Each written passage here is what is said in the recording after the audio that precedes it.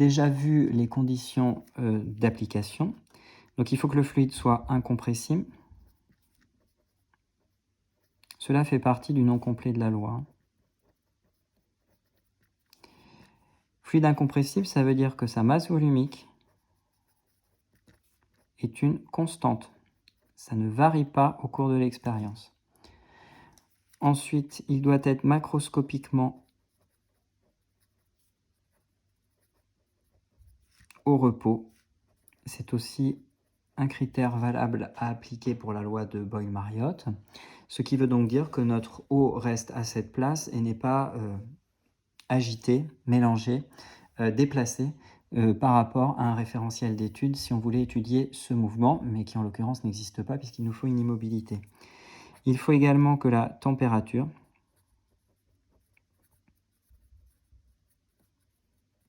soit constante au cours de cette expérience, sinon on ne peut pas établir cette loi fondamentale de la statique des fluides. Nous avons ici l'exigence d'établir cette loi entre les points A et B et leur différence d'altitude Z, donc pour les pressions. Préciser l'unité à utiliser pour chaque grandeur.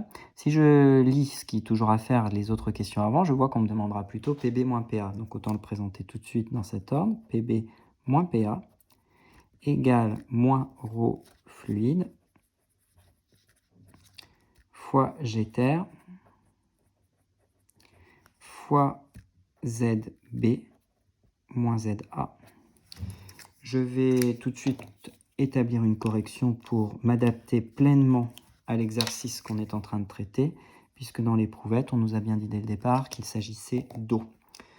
Nous avons donc une relation qui fait intervenir des unités diverses et variées. Ici, les pressions seront en pascal, la masse volumique en kilogrammes par mètre cube, Gter en newton par kilogramme et les altitudes en mètres. Je vois alors que les kilogrammes se simplifient, que les newtons vont me donner des newtons, et si je regarde l'unité globale, ce n'était pas demandé, il me restera des newtons fois des mètres moins 2, newtons par mètre carré. On a vu une formule qui reliait la force pressante en newtons, qui était égale à la pression multipliée par des mètres carrés.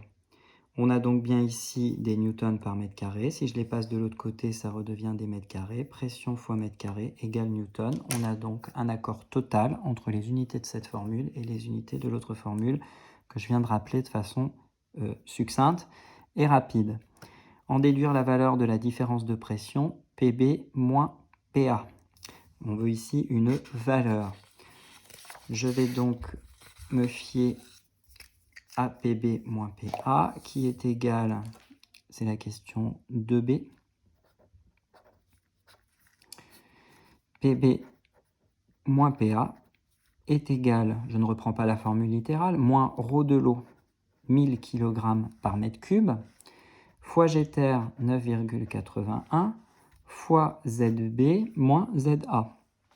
Si je regarde bien, ZB se trouve à une altitude d'environ 3,5 cm, moins ZA qui se trouve à une altitude d'environ 13 cm.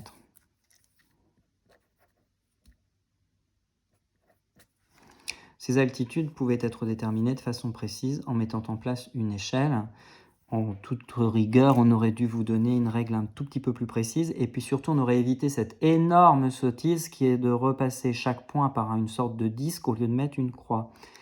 On a donc 1000 fois 9,81 fois, entre parenthèses, 3,5 moins 13, ce qui nous donne une différence de pression qui est égale à moins 9,3, je garde deux chiffres significatifs, c'est largement suffisant, moins 9,3 fois 10 puissance 4 pascal. Je trouve que la pression au point B est donc, pardon, pas de moins, plus, puisque j'ai une valeur négative, avec le moins ça fait plus. Je trouve en toute logique que la pression au point B est supérieure à la pression au point A. Calculer la différence de pression entre les points A et C. donc la question 3.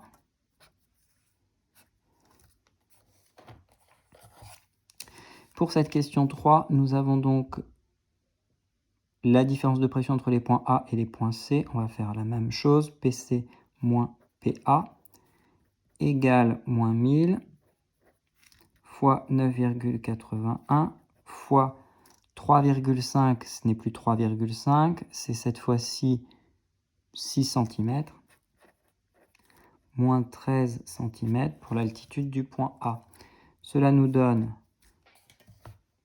moins 1000 fois 9,81 fois 6 moins 13, cette fois-ci j'ai mis le signe moins, plus 6,9 fois 10 puissance 4 pascal. On obtient donc la relation suivante qui est que PB est strictement supérieur à PA, PC est strictement supérieur à PA, et on voit que l'écart entre PA et PC est plus petit que l'écart entre PA et PB, ce qui permet de faire le classement que PB est strictement supérieur à PC, qui est lui-même strictement supérieur à PA. Le résultat valide-t-il la réponse donnée en question 1? Le résultat numérique valide parfaitement la réponse apportée à la question 1.